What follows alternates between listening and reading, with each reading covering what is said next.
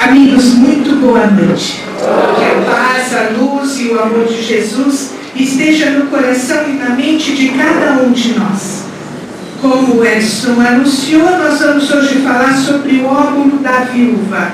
Esse episódio aconteceu no templo, no grande templo, aonde Jesus frequentemente ia quando estava em Jerusalém, porque o templo era o grande centro religioso de toda Jerusalém e de todo judeu.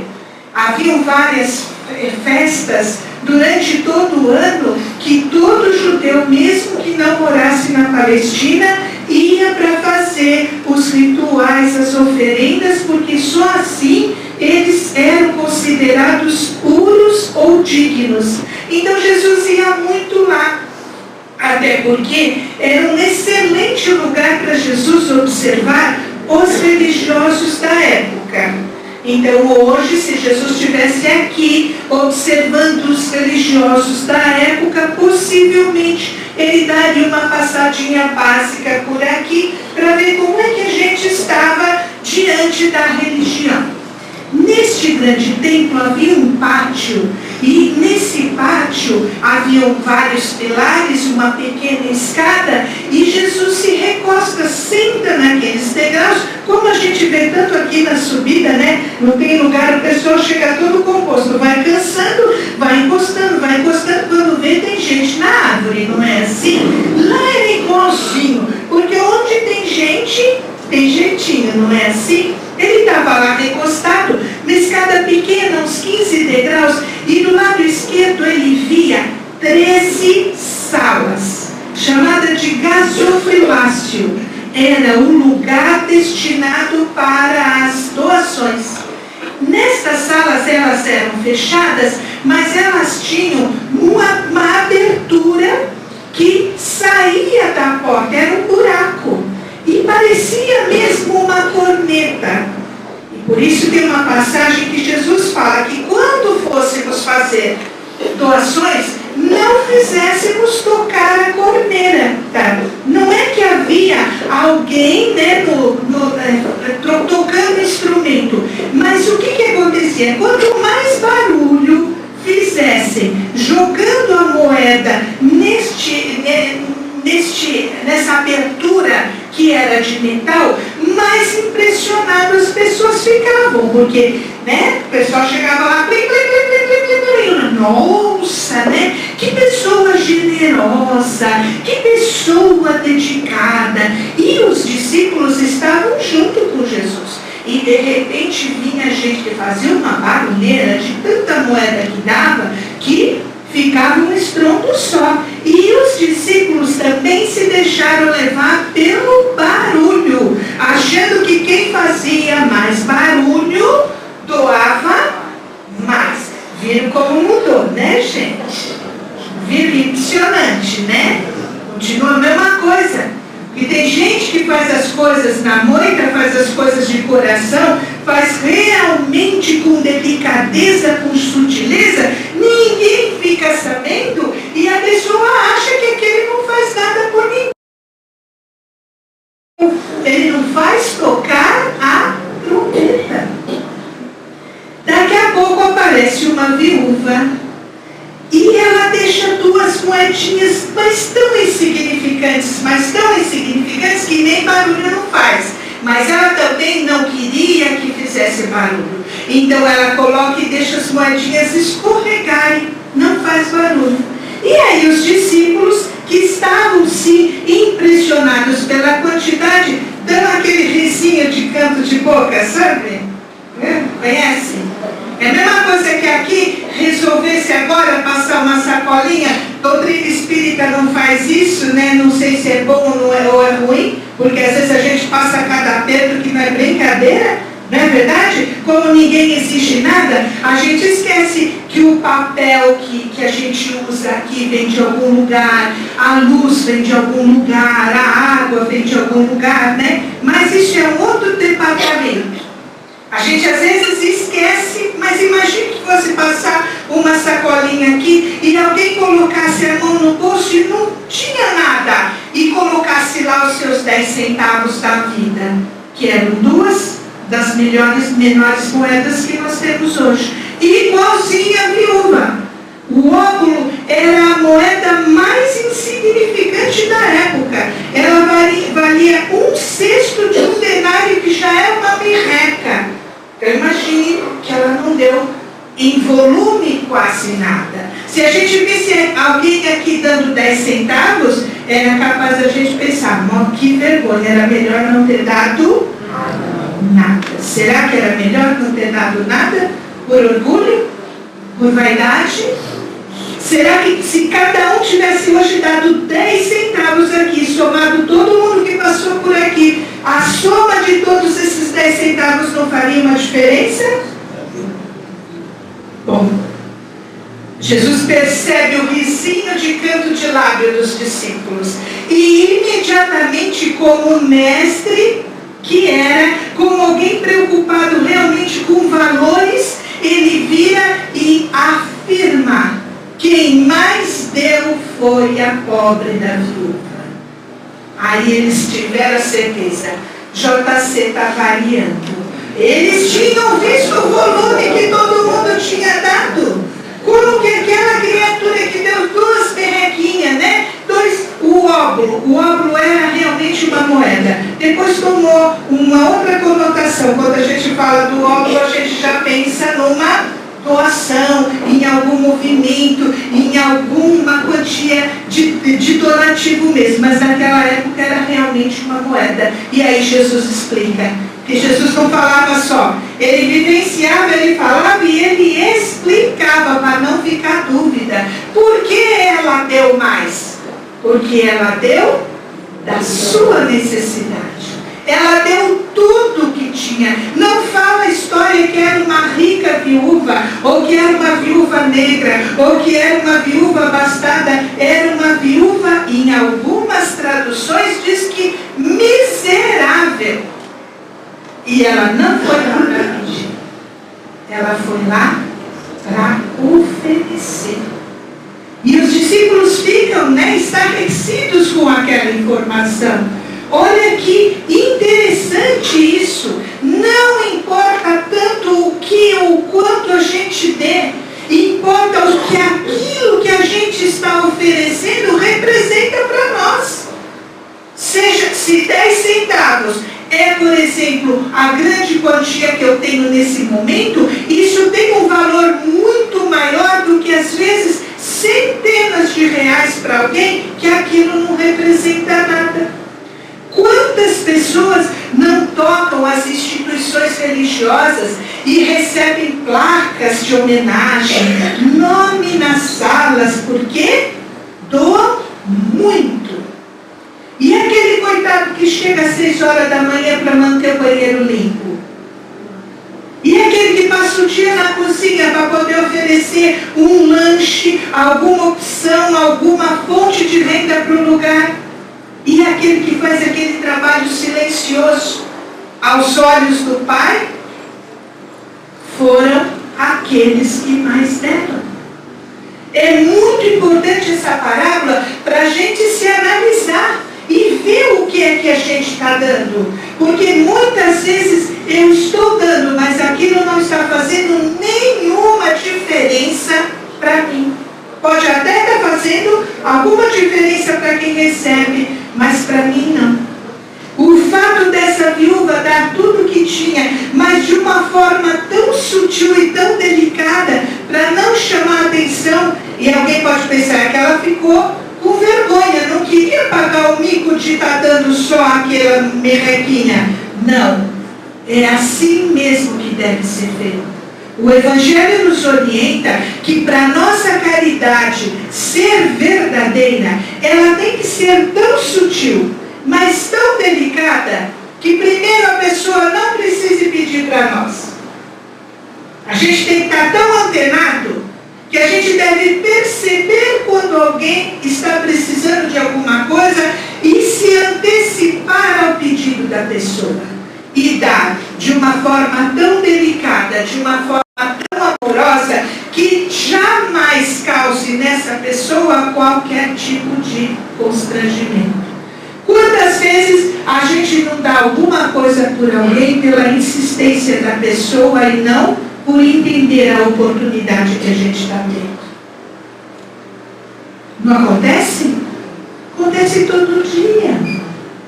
No Livro dos Espíritos, Kardec pergunta aos orientadores espirituais: se por acaso uma pessoa vem até mim e eu a ajudo, será que eu não estou interferindo no karma dessa criatura? Será que não era para ele sofrer pra caramba e eu vou lá suavizar esse sofrimento? Ou então estender esse sofrimento, deixá-lo ainda nessa condição de dívida? Sabe qual é a resposta dos espíritos? De jeito nenhum. Se a pessoa veio até você e você tem condições de aliviar aquela dor, é a sua obrigação fazer sua parte. Porque se aquela criatura não tivesse esse merecimento, ou no momento isso não fosse bom para ela, ela não encontrava com você. É questão de 3 segundos que um passa e o outro chega e não te encontra. Então nunca vamos pensar que a gente não pode interferir no karma de ninguém. Se houver condições, se a gente tiver a oportunidade, este é o nosso dever. Nunca, em hipótese nenhuma, a gente pode usar uma frase até que meio comum entre a gente, hein? Plantou. Como é que é o resto? Agora colhe. Aguenta. Isso é fraterno? Isso é caridoso? Se eu dei lá minhas pisadas de bola da vida, e olha que eu dei, sou quase um especialista, eu quero que alguém jogue isso na minha cara, ou tente me orientar ou me ajudar. Se eu não quero para mim, eu não quero para o outro. Não pensem que a gente nasceu para acumular. Não pense que isso fica barato. Ninguém é dono de nada. Do mesmo jeito que aqueles grandes proprietários não eram donos das fortunas que deixavam no templo, aquela pobre viúva também não era dona daqueles 2 óculos, daquelas 2 merrequinhas que ela tinha. Nossa obrigação é administrar. Tem muita gente que, em nome, por exemplo, de ser uma pessoa precavida, de ser uma pessoa centrada, acha que tem que acumular para o futuro, tem que acumular para a velhice. Já viram isso? Adianta. Nossa, como é bom já ter uma certa idade, né? As pessoas acumulam, e quando pensam que vão usufruir, o que acontece? Tchau, pensa. E Jesus conta uma parábola exatamente igual. Diz que um homem teve a melhor plantação de todos os tempos. E imediatamente ele ficou preocupado, porque ele não tinha onde guardar tudo aquilo. E aí ele pensou: já sei, amanhã vou mandar destruir todos os meus celeiros e construir celeiros muito maiores. Vou guardar tudo o que eu colher e nunca mais vou trabalhar na minha vida. Vou viver de renda. Jesus diz assim, falam para ele, a espiritualidade fala para ele: tonto, essa noite te pediremos a alma. E aí? Eu não estou falando que a gente tem que ser imprevidente, que a gente que tem que gastar mais do que ganha, que a gente não deve ter nenhuma reserva ou nenhuma preocupação com o futuro, mas todo o nosso cuidado está sempre condicionado a uma pequena frasezinha, que é: se Deus quiser. Não é verdade? Quantas vezes assistimos dentro da nossa família pessoas que passaram uma vida inteira comendo arroz e feijão chuchu porque queriam aposentar e viver bem? E um não chegou a aposentar e o outro viveu muito tempo, pouco tempo depois. E daí? E os filhos ficaram tudo disputando a herança no tapa. No tapa. Quantas famílias não se destroem na hora da partilha? Porque vocês sabem que nunca é só entre 2 ou 3, né? Aí entram os pagam os impostos, entram tudo, não é assim? E a criatura se privou, às vezes, de fazer coisas que iam fazer dela pessoas melhores. Nós não estamos fazendo apologia à irresponsabilidade, mas nós temos que saber que estamos aqui e somos administradores. E quando usamos a nossa administração em proveito próprio, a gente acaba na lava-jato.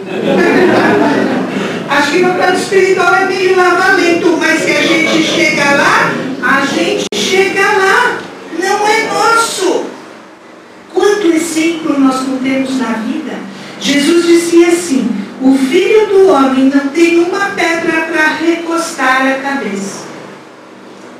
Nada ele tinha.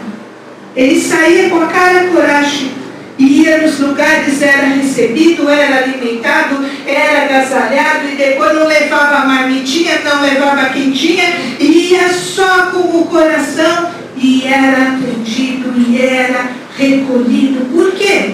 Quando você tem um objetivo maior, você também tem a proteção compatível com aquela sua missão.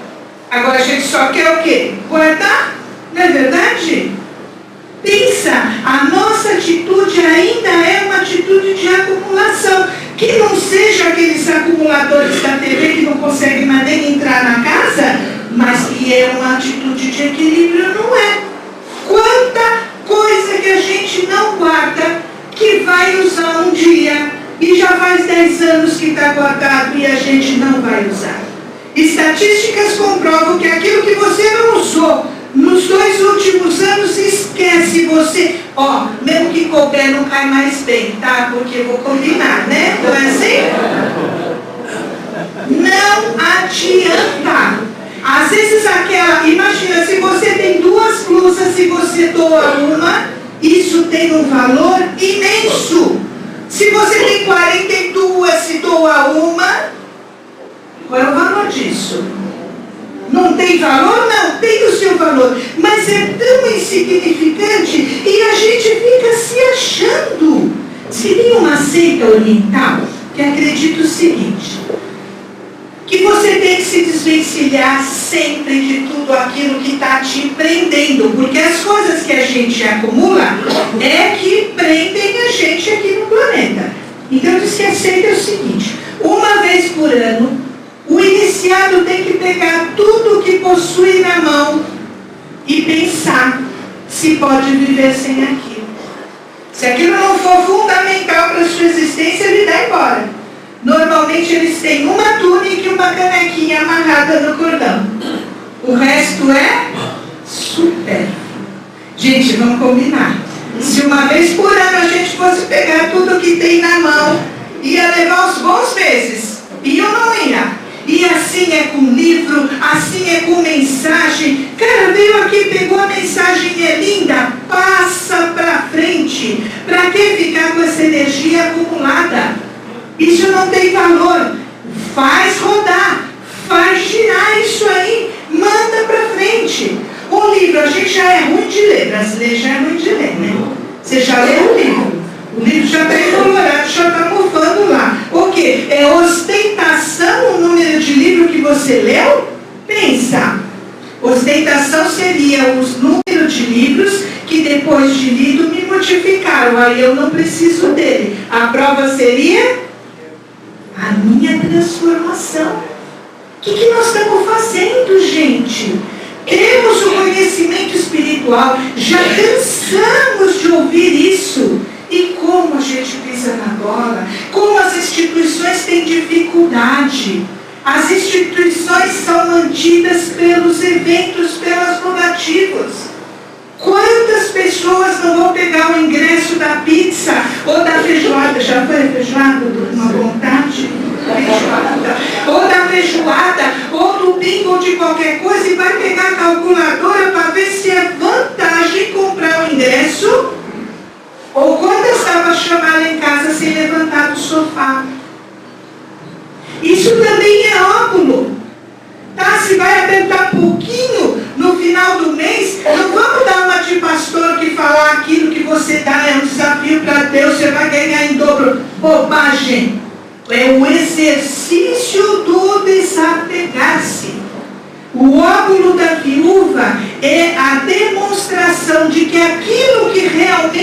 valor é aquilo que nós temos em nós. Dinheiro é só um detalhe, ingresso é só um detalhe. Tem aquele que não pode participar, tem aquele que não pode comprar o ingresso, mas pode trazer uma prenda. Existe prenda ainda? Pode confeccionar alguma coisa, pode realizar, dar de si. Este é o verdadeiro valor. O que se fala de Dr. Bezerra nessa casa é brincadeira, né? Alguém já leu a biografia dele? Os exemplos de vida que ele tinha? Ele não pensava em nada diante da dor e do sofrimento. Ele fazia tudo o que ele podia. Ele dava a receita, ele dava o remédio, ele dava os trocados para a feira, ele fazia o que fosse. E quando não tinha nada, ele chegava a chorar de desespero. Todo mundo sabe a dificuldade que foi para ele se formar. Não tinha ProUni, não ProERG, ProIsso, ProAquilo, Pro coisa nenhuma. SISU e coisa e tal. A família dele já estava falida, ele veio para o Rio e ele trabalhava para poder estudar. Imagine o valor de um anel de formatura para quem fez a faculdade nessas condições.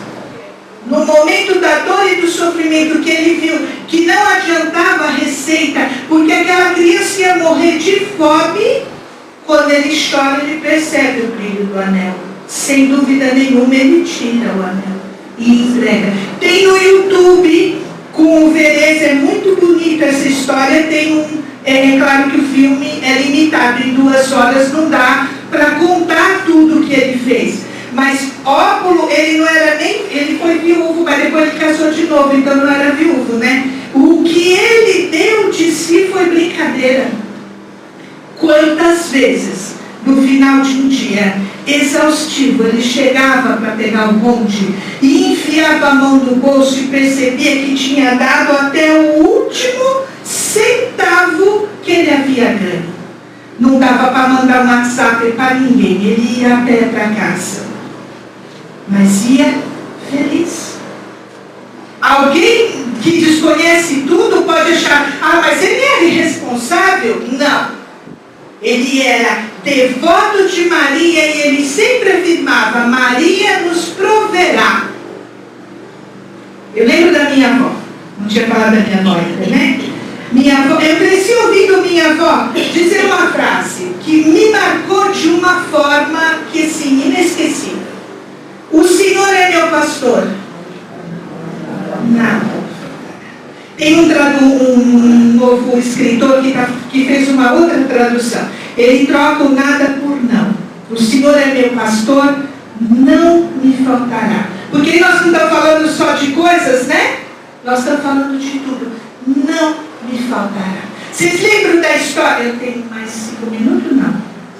5 minutos. Ele está bonzinho. Ainda com relação a Bezerra e o que ele fazia, a mulher dele combinou com o dono da farmácia. Você pode dar tudo o que ele receber, mas guarde pelo menos o dinheiro da feira.